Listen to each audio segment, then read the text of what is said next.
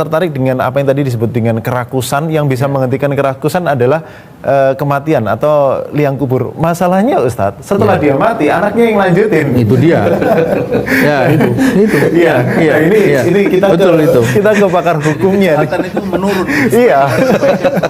Nanti anaknya kemarin mohon maaf nih, ada yang bagi-bagi buku kepada anak sekolah, fotonya cucunya. Nah, sudah sampai cucunya ini.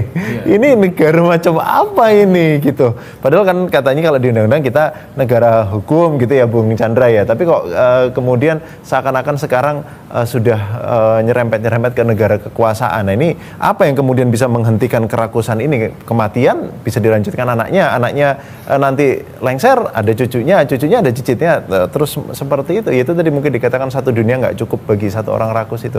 Ini gimana nih Bung Chandra melihat fenomena semacam ini? Menyambung penjelasan dari pengamat keluarga. Pengamat politik dan keluarga penguasa. Berkaitan dengan oligarki, hukum itu fungsinya dua, yang dilakukan oleh para kaum kapitalistik, kaum investor dan kaum oligarki. Satu, dia memuluskan jalan misalnya oligarki ini ingin mengeksploitasi sumber daya alam atau kemudian migas atau kemudian apalagi ya misalnya batu bara dan segala macam. Ketika tidak ada regulasi, maka dia dibuatlah regulasi itu yang memudahkan bagi mereka untuk melakukan eksplorasi dan eksploitasi di situ. Itu kalau tidak ada regulasinya. Kalau kemudian ada regulasinya yang kemudian menghambat, itu diubah. Itu fungsi hukum. Jadi para kaum oligarki kapitalis ini dia betul-betul seolah-olah menjalankan dengan cara legal, tetapi segala rintangan dan segala macam itu akan diubah atau kalau tidak ada kemudian dibuat. Kemudian berikutnya adalah setelah itu kemudian dibuat atau diubah regulasi itu, tahap kedua adalah hukum itu fungsinya menjaga. Misalnya ada masyarakat yang kemudian protes di area tambang misalnya, atau kemudian ada masyarakat yang tanahnya keambil karena ada floating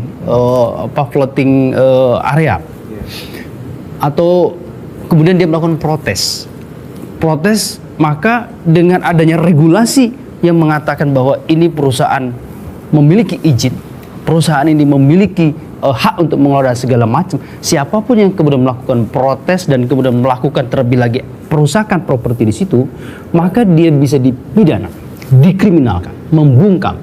Itulah fungsi dari hukum. Hukum itu begitu, alat legitimasi dan alat untuk menjaga kepentingannya. Dan para oligarki ini, para investor ini, para kapitalistik ini, dia paham betul hukum itu, supaya seolah-olah tidak ada pelanggaran hukum di situ, seolah-olah bahwa ini legal.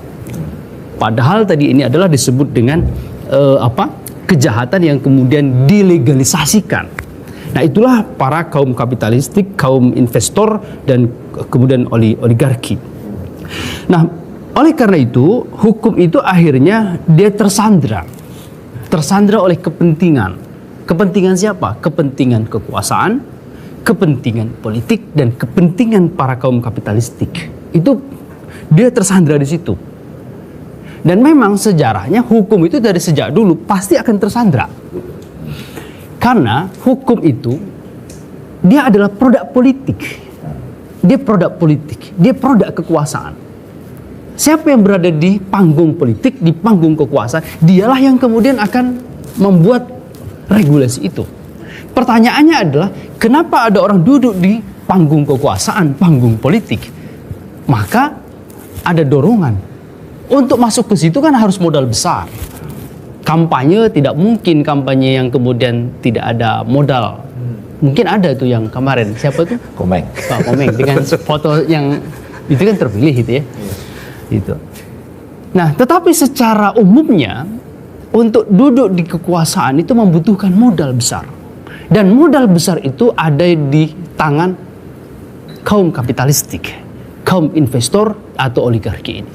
Oleh karena itu mereka akhirnya melakukan investasi politik.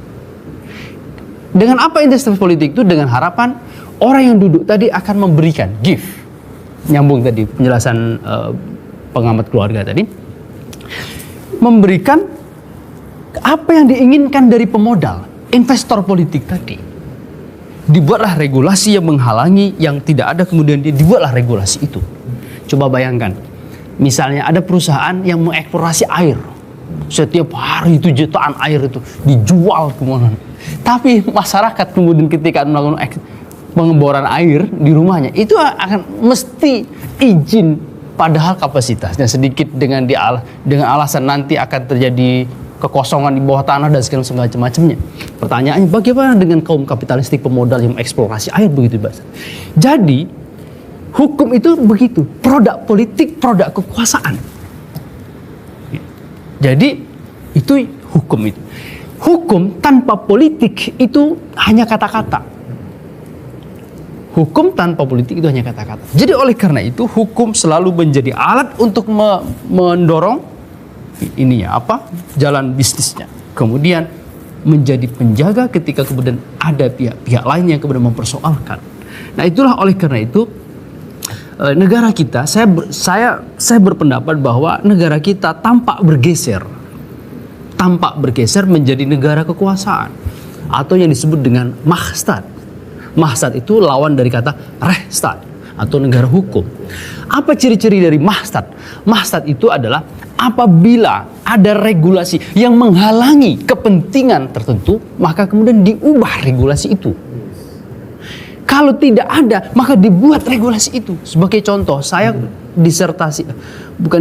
tesis saya itu berkaitan dengan mekanisme pembuatan undang-undang. Jadi mekanisme pembuatan undang-undang itu mesti melibatkan masyarakat, melibatkan stakeholder. Kemudian ada yang disebut dengan naskah akademik yang kemudian dilakukan penelitian secara akademik. Nah, kalau ini terlalu lama, ini mekanismenya terlalu lama, maka itu disimpangi. Makanya ketika Undang-Undang Cipta Kerja diuji di MK mengatakan bahwa ini inkonstitusional, bersyarat. Kenapa? Karena di situ melabrak ketentuan peraturan perundang-undangan. Bagaimana mekanisme itu? Tapi ternyata apa yang terjadi? Yang menghambat itu diubah. Diganti sama paman. Luar biasa. Diubah. Akhirnya dilakukan revisi undang-undang berkaitan dengan mekanisme peraturan undang-undang itu. Gitu. Jadi SOP-nya yang asalnya tadi menghambat, yang jadi alasan MK tadi, ini tidak sesuai dengan ini, diganti itu. Itu luar biasa itu. Atau misalnya ketika ada dulu Perpu Ormas, kalau melewati undang-undang, itu mesti melakukan tahapan yang disebut dengan due process of law. Apa due process of law itu? Mekanisme orang yang dituduh harus diberikan kesempatan untuk melakukan pembelaan. Nyatanya itu disimpangi kelamaan, bisa 2 tahun itu. Disimpangi dengan Perpu. Luar biasa. Ini saya beranggapan ini tampaknya bergeser ke arah Mahstat. Nah, itulah yang disebut, oleh karena itu hukum akhirnya menjadi alat legitimasi dan alat untuk kemudian melindungi kepentingan-kepentingan itu. Itu yang disebut dengan Mahstat. Iya. Akhirnya jadi legal gitu. Betul.